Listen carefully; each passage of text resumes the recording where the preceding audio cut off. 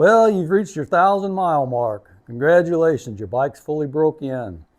And now there's a few things you need to do as far as maintenance goes.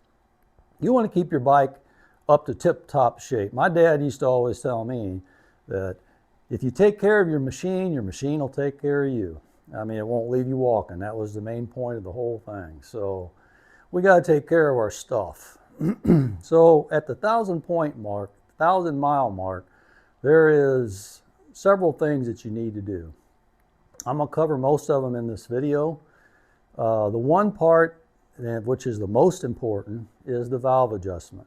I'm going to refer you to a video I've already done on the Ghost for a valve adjustment. I did a complete valve adjustment on that that'll show you exactly everything you need to do. But you might ask, why do I need to do a valve adjustment? Well, if you don't do a valve adjustment, you can experience some problems. You're going to experience hard starting. You'll be down on power. Your fuel economy could suffer, as well as other things. So you want to make sure that you get your valves adjusted. It's a very crucial part of your engine running at tip-top shape. And in this video, I'm not going to do the valve adjustment. Like I say, I'm just going to refer you to it, and I'll put a link in the description. I'm just going to give you a couple little tips on it on this video. And one I want to share with you is, in that video, I adjusted the valves with no more than a 10mm wrench and a pair of needle nose pliers, and that works great. But I came across this valve adjusting tool. It's made by Pit Posse, and it works fantastic. So if you wanted to get a regular tool to do this job, I would recommend this one. You can hold the adjustment and turn it with your fingers and then tighten the lock nut down. It really is kind of handy. I'll put a link in the description for this as well. But the main thing I want to tell you about on your valve adjustment, make sure your engine's cold. It has to be cold. You don't want to just get done riding it or warming it up and then do your valve adjustment. No. Let it sit overnight.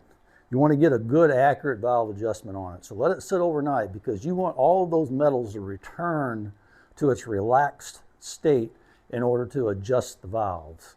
That's very, very critical. Okay? So then the next thing that we need to do after you do your valve adjustment is we're going to change the oil. Now you're going to have your gas tank off and you're going to have your seat off. That's okay. Your carburetor is still going to be full of gas. So what you need to do next is you need to start it up after you've got everything sealed back up. Start it up and let it idle until it runs out of gas. That'll get it warm enough so that we can change the oil and do a proper oil change on it. And we're going to do that next. Okay, now we're going to need to take this big nut off. It's a 15/16. Now behind here is a spring and a screen that you'll need to clean. It does not have a drain plug in the middle like a lot of them do. So you want to get you a drain pan. If you don't have a drain pan, you can make you a cheap one. Just get you an old oil bottle and just cut you a nice hole in it. And whenever you're done with it, you can just take the cap off of it and pour it into a barrel or whatever you do with your saved oil. So we'll take our 15/16.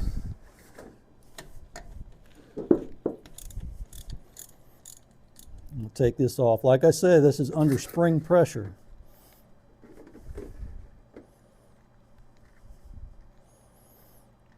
And I'm doing it left-handed, so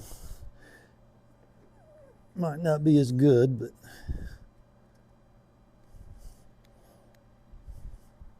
okay, here's the cap. And then there's a spring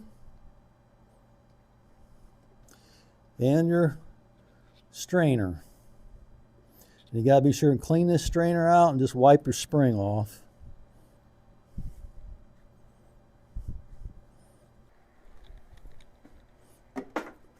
Okay, we'll clean this strainer all out. Just use a little brake clean on it. Clean it out real good. Go ahead and inspect it. Make sure there's no metal or anything in it, which I'm positive mine does not have.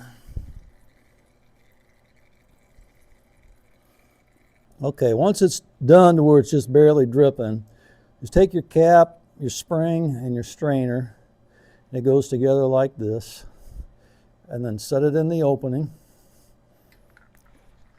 and then just screw it down.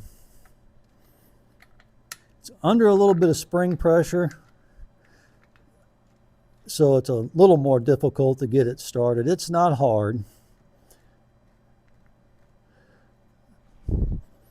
And then snug it down.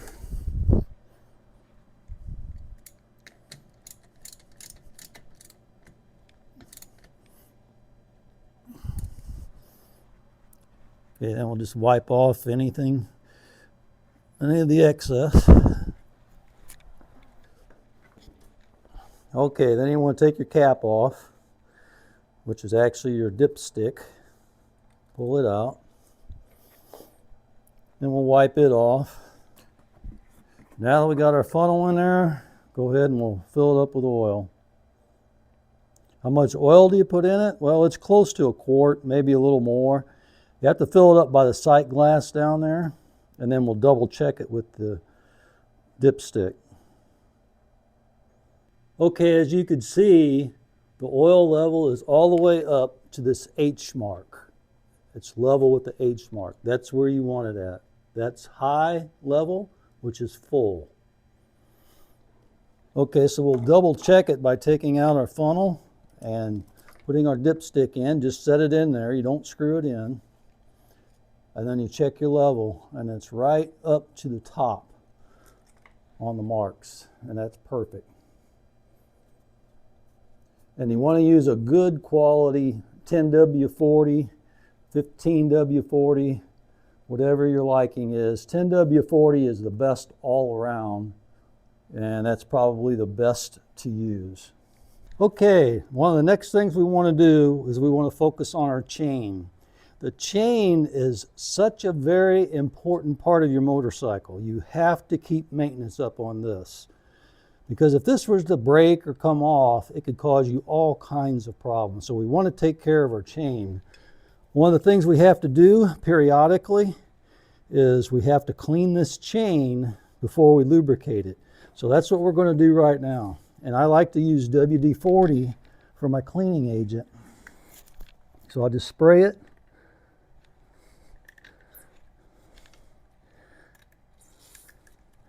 I'll just spray some WD-40 on it.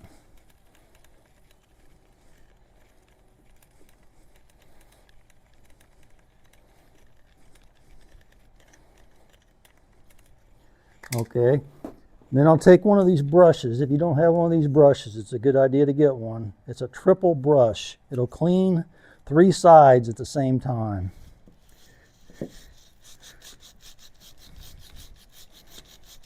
So you just take it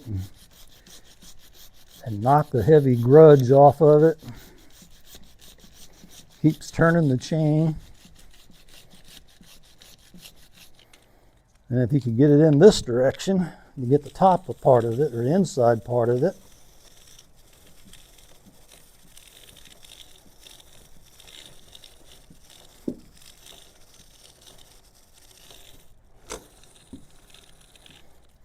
Okay, now what we want to do is we want to wipe this off. And we don't want to go this direction, because if something was to happen and get your finger stuck in between here, oh, that would hurt. So you want to go the other direction and just wipe your chain off. Get you a nice clean rag.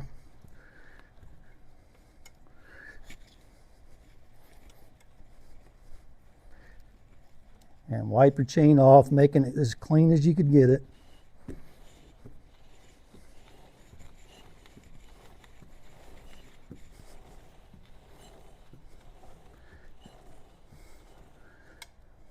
See all that black stuff that comes off of it? After a while, your chain wax or your chain lube, whatever you've got on there, starts to break down. You get road grime in it and all kinds of stuff. So you got to make sure you take this and clean this.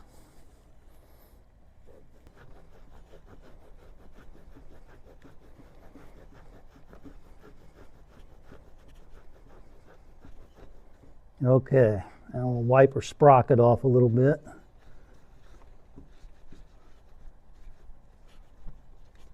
While we're at it. There we go, we got everything clean. Okay, now you want to take a wrench, which is a 14 millimeter, and just check these sprocket nuts to make sure these are tight. And while you're at it, just inspect it, make sure everything's okay. There's a lock ring right there, make sure that's seated in there. Look at your chain, see if you see any problems with your chain, especially your master link. Make sure that's on there good, it's not coming off. Okay, now we're done cleaning it. Now we need to lubricate it.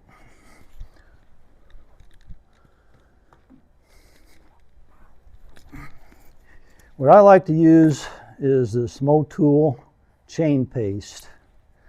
And you just squeeze a little bit out till it gets up into the brush.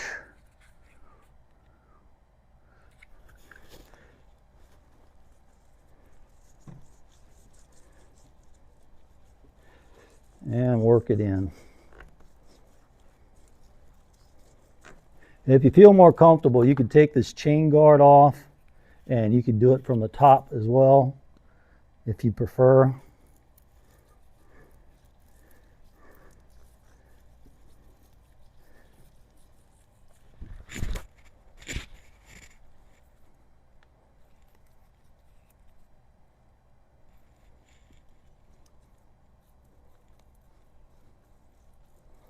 And you don't want to use like something really aggressive that cleans like a brake clean on this, because it'll dry it out way too much. You want to use like a WD-40 or a baby oil. You get a good quality baby oil, it'll clean it really well and it won't dry your chain out.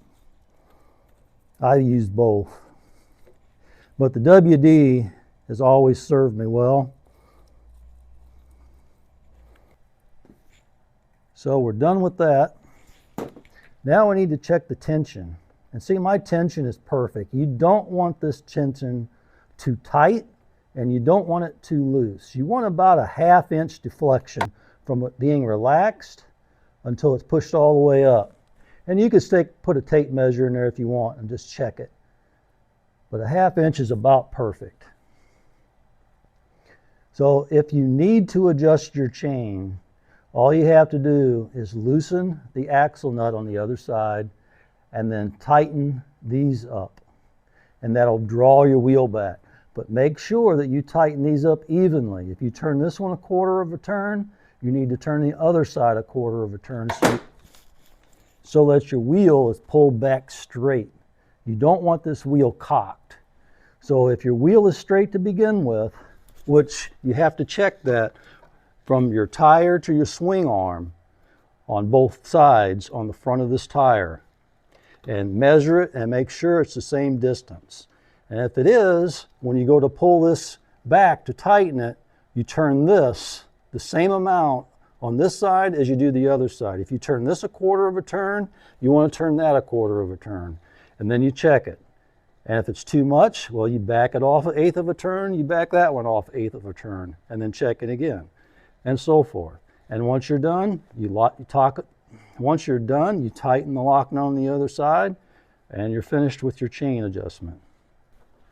Okay, the next thing we need to do is we need to pop off this cover, because the air filter is behind here, and we'll set the cover up there. Now mine doesn't have the baffle, or whatever you want to call it, in here. I took it out so I'd have more airflow into there, which I think it helps. But in order to take this filter out, you have to take these 3 larger screws around the perimeter of it, and when you take those out, these little holding tabs come out with it. They hold wires and stuff in place. Pull those out. Only 3 of them.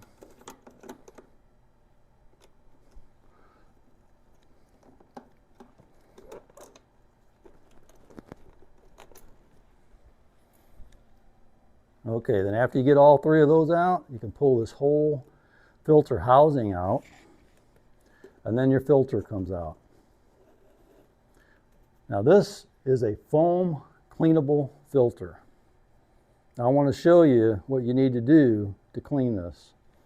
Okay, what you need to do in order to clean this filter is you need to fill this bucket about halfway full. Warm water would be better, and a little bit of soap. And then you just take your filter, put it down in there, wash it real good. I've already cleaned mine, so mine's clean.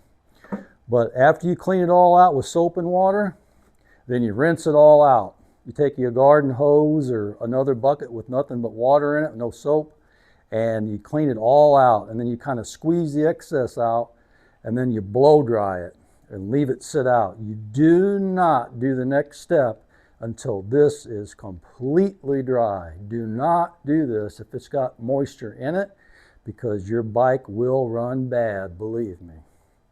Okay, once you get your filter completely dry, this is your next step. You can get whatever kind of filter oil you want, air filter oil. I like the spray-on kind, and this is what I use. So you just take the cap off, and you want to do this lightly. Just spray a little bit of oil on it. And the purpose of that, and then you want to work it in, but the purpose of that is it's going to catch a lot of the road grime and stuff so it doesn't go through your filter. And you want to work this all in your filter.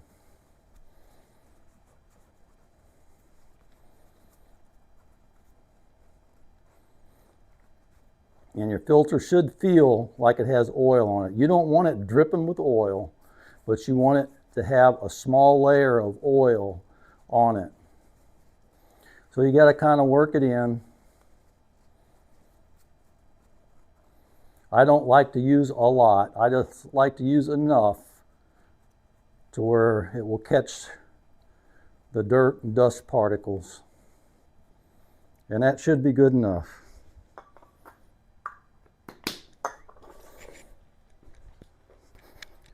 Okay, now that you got your filter all oiled up, just slide it into the opening and slide your cage in. Line your holes up.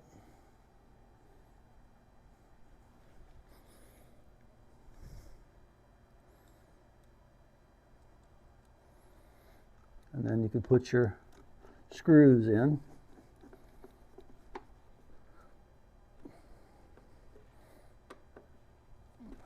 Okay, then we'll tuck our wires back in the way that it was. Okay, then we'll take our cover and we'll line up our tabs and pop that back on.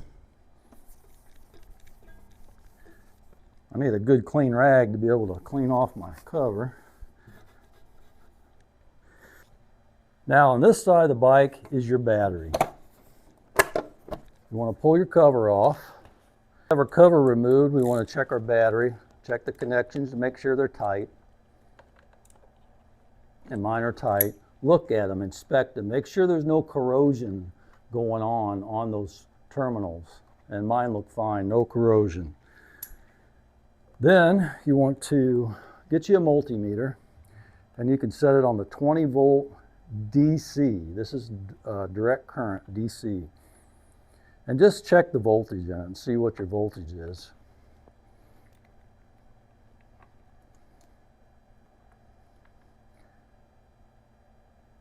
And see, my bike has been running. I had it warming up so I could get it ready to change the oil. So it's fully charged, 13.03. And then you want to check the energy in your battery. If you have some kind of an energy meter that reads how much energy is in it, you could just check that. And mine's 100%, so that's good. So after we verified that the battery's good, no corrosion on the connections, we'll go ahead and we'll put this cover back on.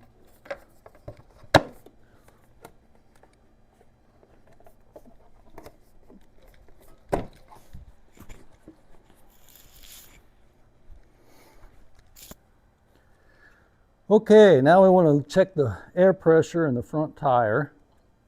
I like mine to be about 28 pounds or so in the front. And I've got 29. So my air pressure is good. Then you want to inspect your wheel. Make sure there's no cracks or anything going on bad in your wheel. Look at your tires. Make sure there's no splits in the sides of your tires. Make sure your tires are still in good shape. Check out your rotor. Make sure there's no grooves or anything to indicate that your pads are completely wore down on your rotor. Then you want to look at your pads. Then you want to inspect your pads. It's kind of hard for me to show you this, but I think you can see it. As you can look down in here, you could see my pad right there where I'm pointing to. You can see how thick that is. I have plenty of brake pad left. And you have to check the other side as well to make sure that you have good brakes. Okay, the next thing you want to do is you want to take a good quality torque wrench and you want to put a 19 millimeter on your front axle nut and check it to make sure it's still torqued, which mine is. I have it torqued to 35 foot-pounds. Okay, now we're at the rear wheel and we need to check the tire pressure in the rear wheel. You can see it's zeroed.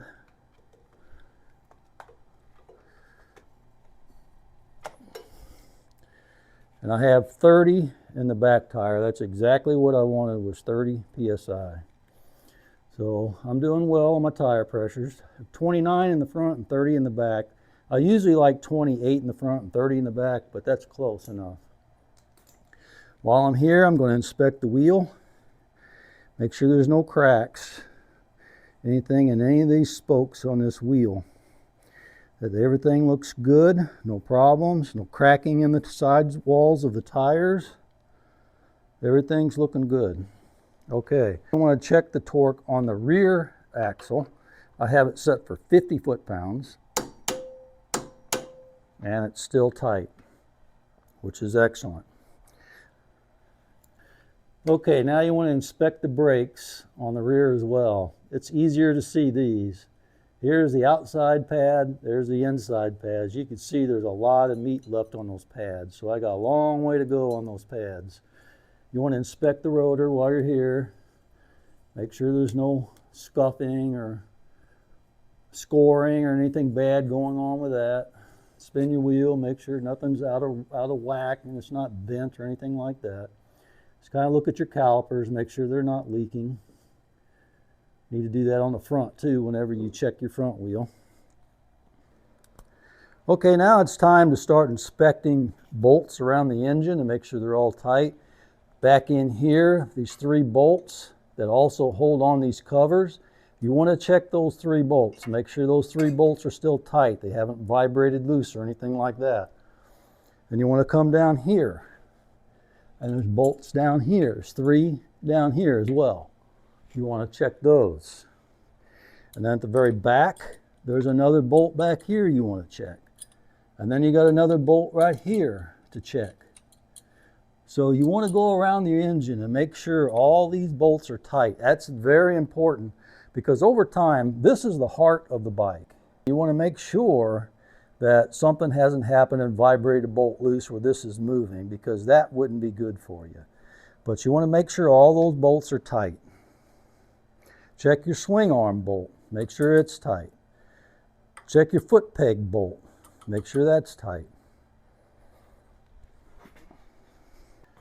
Okay, another thing you want to do is you want to check your lights to make sure your lights are all working. Turn your key on and turn your turn signals on.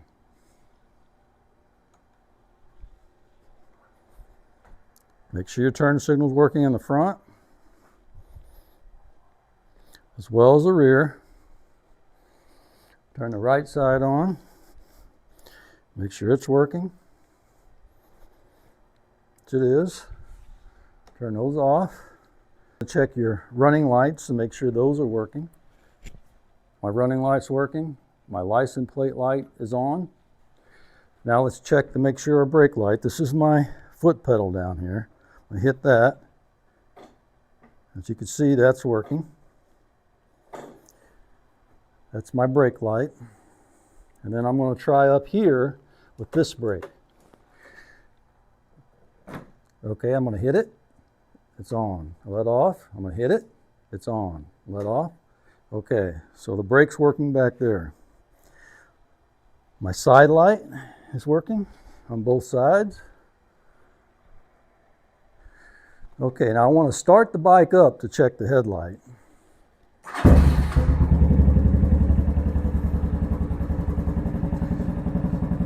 Okay, there's the low beam, there's the high beam. So low beam and high beam is working. That's the passing light. So those are working. Make sure your gauge is working, everything's working properly. Make sure that your fluid levels are good on your brakes. There's the sight glass for your front brake. And then here's your bottle for your rear brake. As you can see, this is full up to the full line. And this is full up to the top of the sight glass. So it's perfect. Another good thing to check is your exhaust flange bolts. Make sure those are tight because those do work loose with vibration. Make sure to check those. And down here on the foot peg is a bolt, and that's what holds your muffler exhaust system on. Make sure that's tight. All right, you got everything done? Cool. You should be good to go. This is a big service that you want to do because from this point on, this is going to be a determining factor whether your bike stays running and you have issues with it or not. Because this break-in period that you've been going through was your bike loosening up and everything getting in the position to where it needs to be to run properly. And once you've reached this point, now's the time to check everything. You want your bike to be safe and you want to be able to take it places and know that you're going to make it back home safely. You're not going to be broke down on the side of the road. Take care of your maintenance. It's a super important thing to do, and it's not that hard. I mean, this little bit that I've showed you, maybe 40 minutes, and then probably 45 minutes to an hour, depending on your skill level, maybe a little longer, depending on your skill level, on the valve adjustment. But it needs done. Do not neglect it. And if you don't feel comfortable doing it, find somebody that you know that, has a little bit of mechanical experience if you don't, or you don't feel comfortable doing it. And get it done because you will be happy that you did. Your bike will be running like a top. So anyway, that's pretty much it for this video. I hope you enjoyed it. And don't forget to check out my valve adjusting video because I'm pretty detailed on that. And I wanted you to see everything that I did on that to make sure that it'll help you. Okay. That's enough for talking. Thanks for watching.